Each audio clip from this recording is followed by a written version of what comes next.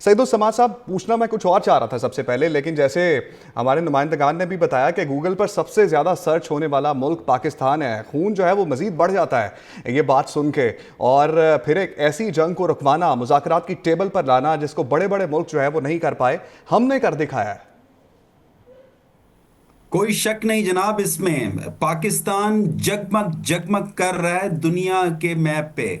और मैं समझता हूं कि पाकिस्तान का जो तारीखी किरदार है, आई मीन टू से, जब से पाकिस्तान आज़ाद हुआ तब से अब तक, रीजनल अफेयर्स हों, इंटरनेशनल अफेयर्स हों, Pakistan played a very important role. आप देखिए कि जब कोल्ड वॉर अपनी इंतहाओं पे थी, तो अमेरिका और चाइना के बीच में जब सर्द महरी थी, तो उनके ताल्लुकात को बेहतर करने में किसने किरदार अदा किया जनाब? वो था Pakistan. This is why President Nixon हो, हेनरी किसिंजर हो, they had soft corner towards Pakistan. So चाहे कोल्ड वॉर थी, चाहे वॉर ऑन टेरर हो, चाहे यूएस विड्रॉल फ्रॉम अफगानिस्तान हो, पाकिस्तान का सिफारती किरदार बहुत अहम रहा है। पाकिस्तान ने सिफारतकारी में बहुत झंडे गाड़े हैं। अब जो ये जो कॉन्फ्लिक्ट है यूएस ईरान, अपनी शिद्दत के साथ जब ये जंग 28 फरवरी 2026 को शुरू हुई, scale of violence, duration of violence, strategies employed, technologies, one of the lethal conflicts of the world. और यूनाइटेड स्टेट्स ऑफ अमेरिका या ईरान, अगर उनकी लीडरशिप को देखें तो दुनिया में कोई तैयार नहीं था डिप्लोमेटिकली उनको एंगेज करने के लिए। यूरोपियन यूनियन जनाब पीछे रह गया। मैं यहां पे इंतहाई मोहतात अंदाज में कहना चाहूंगा कि चाइना भी ऐसा वैसा नहीं कर पाया जैसे उनसे उम्मीद थी। Number 2 in the world, purchasing power parity में नंबर 1 कंट्री। बट कौन थे वो जिन्होंने फिर ये मेडिएशन करवाई जनाब? पाकिस्तान, इजिप्ट, तुर्की, ओमान। पाकिस्तान लेड जो ये डिप्लोमेटिक एंगेजमेंट थी, कमाल कर दिया है इसने। तो क्यों ना गूगल पे पाकिस्तान को सर्च किया जाए? यकीनन जंग अजीम स्वयं रोकने में पाकिस्तान ने अहम किरदार अदा किया। यकीनन पाकिस्तान ने न्यूक्लियर वेपन का इस्तेमाल हो सकता था। पूरा मिडल ईस्ट का खित्ता जंग में जंग की लपेट में आ सकता था। ग्लोबल इकोनॉमी को बिलियंस ट्रिलियंस ऑफ डॉलर्स नुकसान हो चुका, आगे भी हो सकता है। कोविड 19 को अभी तक उसके शॉक्स हम इंटरनेशनल पॉलिटिकल इकोनॉमी एब्जॉर्ब नहीं कर पाई। सो ग्लोबल रिसेशन हो सकता था इस यूएस ईरान वॉर से। इस तमाम तर कैओस और डिस्ट्रक्शन में Pakistan played a very significant role. सलाम मैं पेश करता हूं पाकिस्तान की बिल्कुल, सिविलियन बिल्कुल। लीडरशिप को, पाकिस्तान की मिलिट्री लीडरशिप को, पाकिस्तान की मिनिस्ट्री ऑफ फॉरेन अफेयर्स को। यकीनन टीम वर्क है और बहुत कामयाबी के साथ पहले सीज फायर डील करवाई और अब नेगोशिएशंस होने को हैं। हमारी दुआ है, हमारी ख्वाहिश है, और यकीनन पाकिस्तान समेत बाकी स्टेक होल्डर्स की काविशें भी हैं कि ये यकीनन। मुज़ाकरात कामयाब हों। अगर एकदम नहीं तो कम से कम ग्रेजुअली, फेज वाइज। बट ये अपने आप में एक इतना बड़ा इकदाम है कि मैं समझता हूं कि पाकिस्तान की क़यादत को, पाकिस्तान को पूरी दुनिया सराह रही है।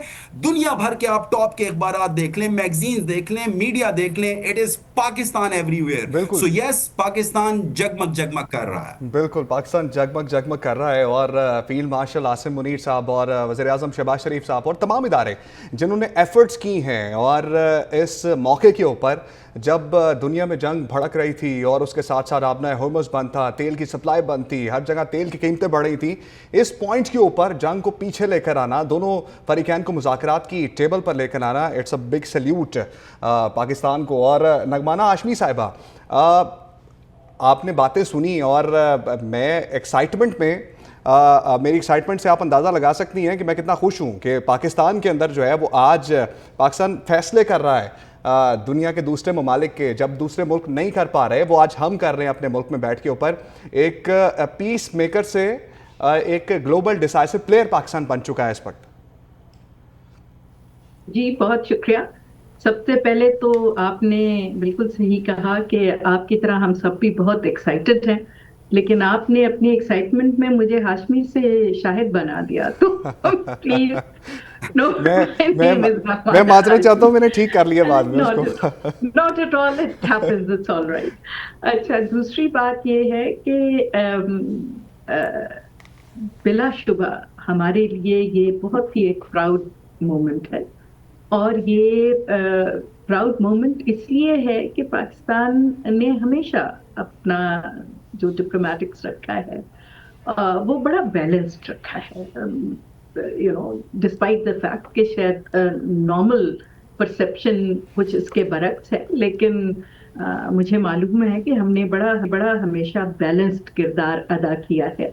और इस वक्त जो हमने किरदार अदा किया है वो तो उसकी तो जितनी तारीफ की जाए कम है, इसलिए कि बहुत डेकेड्स के बाद ये एक ऐसा मौका था जो कंप्लीटली थर्ड वर्ल्ड वॉर की तरफ जा रहा था। इस पे कोई शुबे की गुंजाइश शायद बाकी नहीं थी।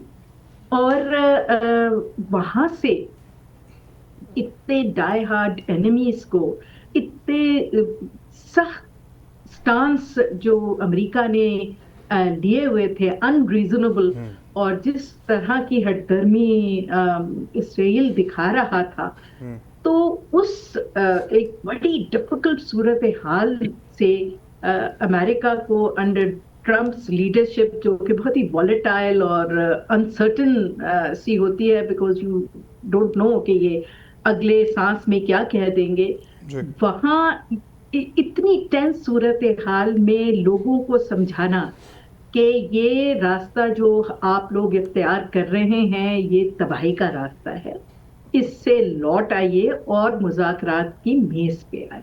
और मुज़ाकरात की मेज पे जब आता है कोई भी, खास तौर पे जब ईरान जैसी सिविलाइजेशनल स्टेट, और उन्होंने दिखाया है दुनिया को कि कितने स्ट्रॉन्ग है वो, रिजिलियंट है, वो हो, और दूसरी तरफ दुनिया की सबसे बड़ी ताकत हो, तो उसमें जो आपको डायरेक्ट डिप्लोमेसी पाकिस्तान की नजर आई इन दोनों के साथ, उससे बहुत ज्यादा मुश्किल diplomacy behind the scenes Pakistan कर रहा था।